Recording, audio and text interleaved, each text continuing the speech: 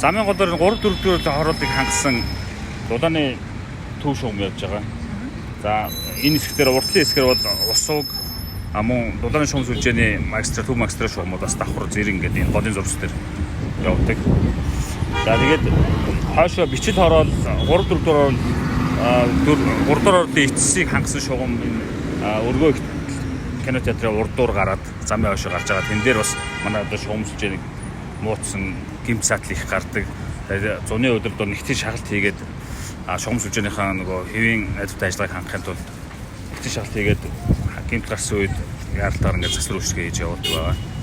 Замын гол дээр шугам хагалсан тохиолдолд нийслэлийн захирчийн албад болон замын хөгжлийн төв рүү хүсэлт гаргаад замын хурлаар оруулаад тэгээд замын хурлаас энэ газар авах мөн авч зам дээр авах ногоон богомж дээр авах зөвшөөрлийг замын зөвшөөрлийн хурлаар оруулж өгдөг.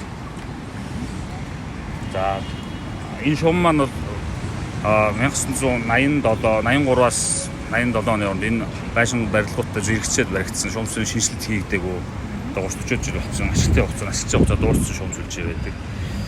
Тийм учраас одоо гэмт сатл хэмжээгээр бас гардаг.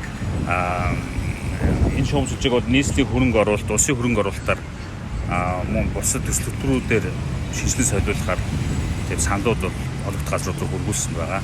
Ерөнхийдөө яг түнэлийн нэвтрэх суугаар шугам сүлжээ нэвтрэх суугт оруулчвал одоо байнгын ингэж газар ухдаг асуудал шийдэгдэн ногоон байгууллагын төгсөлтийг эвдэхгүй мөн шугам сүлжээнд гэмтэл заатал гарсан тохиолдолд нэвтрэх суугаараа